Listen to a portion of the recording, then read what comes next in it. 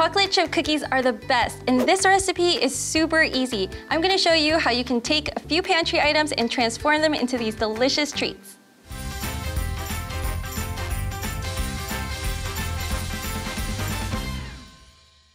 Before we begin, you're gonna wanna preheat your oven to 350 degrees, and while that's coming to temperature, let's go ahead and prep our ingredients. Now there's 2 ingredients that need to come to full room temperature before we can begin. That's the butter as well as the eggs. If you're in a rush and you don't have time to set these out, you can take the butter and stick it in the microwave in 5 to 10 second bursts until it's softened. And for the eggs, you can just place them in a warm bowl of water and they'll come to room temp in a few minutes. You want all your ingredients to be at room temperature so that there's no lumps or clumps in your dough. So this recipe calls for 2 different types of sugar. We have white sugar as well as light brown sugar. The white sugar will bring in crispiness to the cookie, and the brown sugar will bring a warm caramel flavor as well as add softness and chew to it. Just gonna scoop up and try to shake it off until it's pretty level. I'm just gonna add that right in. When you see that a recipe calls for packed brown sugar, you're really gonna wanna take that advice, and after you scoop, take your fingers and pack it down so it's nice and firm. Grab some more and continue to do that until you reach the top. Now this is gonna give you a more accurate measurement of the brown sugar that's called for in the recipe. All right, now that this is ready, we're gonna crack our eggs. So I like to crack my eggs in a bowl before I put it into my batter, just in case there's any shells. So if you do get a shell, you can just use the eggshell itself and try to scoop the little piece out, and then you're good to go. Next, we're gonna prepare our dry ingredients. So to start, I'm gonna grab the flour, and before you go in to scoop your flour, you're gonna wanna aerate it. So take your cup and start kind of fluffing up your flour. So doing this kind of wakes up the flour and makes sure that you're not grabbing too much, because once the flour is densely packed and you grab that, then you might have more flour than the recipe actually was intended. And then with a back of a butter knife or a spatula, you can just flatten and level out your flour. And this will give you a more precise measurement of flour than if it was packed. To this, I'm gonna add a teaspoon of baking soda and then a half teaspoon of salt. And just to make sure that everything is nice and well incorporated, I'm just gonna take a whisk and run it through. So one reason that I like to prep all my ingredients beforehand is because while you're mixing, you can forget something, and I know I do sometimes, and then the end is a disaster. So now we're ready to cream these together. You can grab a hand mixer. If you don't have one of these, you could do it by hand, or you can also do it in a stand mixer. We're gonna turn this on medium-high speed, and we're gonna get mixing.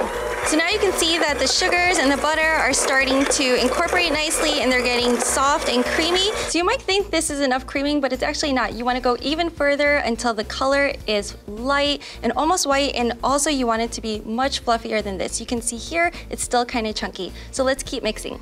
It's gonna take about 3 to 5 minutes to get it to the softness that we want. Make sure you get the sides of the bowl as well as the bottom so we're not forgetting any of that sugar.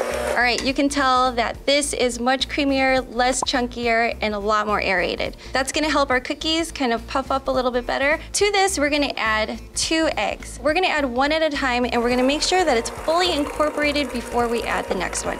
Now again, it's really important that these eggs are room temperature so that it can emulsify really well. If they were cold, it would kind of seize up everything, so having everything at room temp will make it nice and soft. Once you've added that egg in and you don't see any more streaks, you can add the second egg right in. And before I move on to the next step, I'm just gonna wanna scrape the sides of the bowl with a spatula. This is gonna just make sure that anything that's not well mixed in from the sides gets back in. And once you have that, now we're gonna add in vanilla extract. So this is really gonna give the cookie a nice punch of flavor. And now for our last part is gonna be the dry ingredients. So I'm just gonna add about half of them. If you add the whole bowl, you will end up with a big cloud of flour, and it'll probably be all over your face. So I'm just gonna add half, incorporate it, and then add the other half. And you wanna make sure that you do this on low speed for the same reason. All right, once it's just incorporated, add the other half.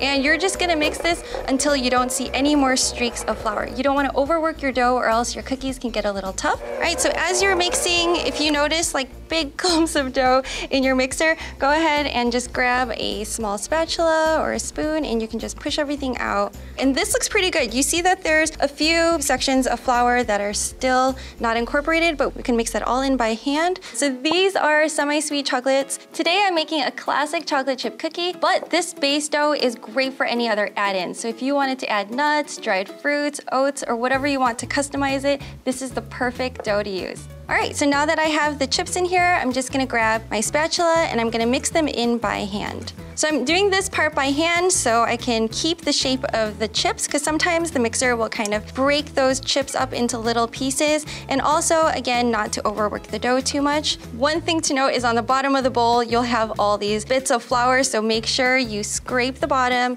flip it over, and get all of that in there as well. We have our beautiful and delicious dough all ready to go. Now we're ready to bake. I have a light aluminum pan. If you use a dark one, the cookies might burn a little bit on the bottom, so this one will ensure that it cooks up nice and evenly. I'm gonna place a piece of parchment paper right on it. Make sure it's parchment, not wax, because wax paper will burn, and I've done that before, so learn from my mistakes. And then we have my favorite tool here for cookies, which is an ice cream scoop. So this is about a 2 tablespoon scoop, and using this to scoop up your cookies will make sure that each cookie is the same size. And that's really important, because sometimes if you have large cookie doughs and like little ones on the same tray, when you go to bake them, they'll bake unevenly. And you want to make sure that you space your cookies pretty far apart, because these will spread a little bit. I know it's tempting to like place a few more cookies, maybe one right here and right here, but I will let you know that these cookies spread. And I don't know if you've ever made chocolate chip cookies before where you put too much in your pan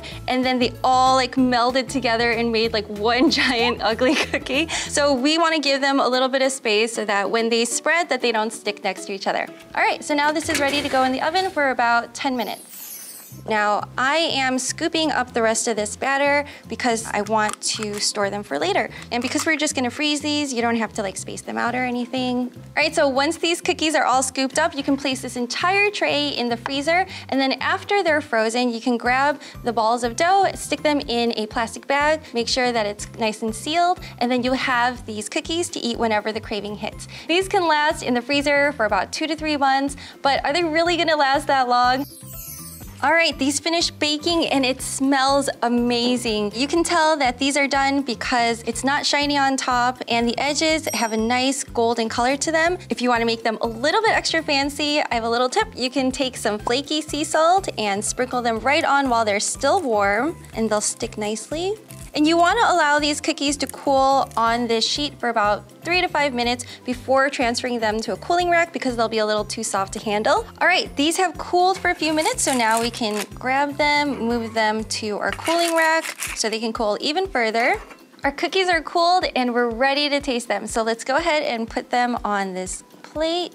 Look at this cookie. It couldn't be more perfect. It's crispy on the edges. You could see the nice light brown on the bottom. And then these chocolate chips, they're still shiny because they're warm. Oh my goodness, look at that. It's gooey, it's soft. I can definitely tell that this is gonna be a delicious cookie. These cookies are perfect. They are out of this world, and having a little bit of that salt really balances the sugariness of the cookie, and it's just so perfect. Now, if you guys try this recipe, make sure to comment below and let me know how you like it, and also subscribe to Allrecipes for more videos like this. All right, these definitely need to be dunked in that milk, so I'm gonna go finish these off. Bye!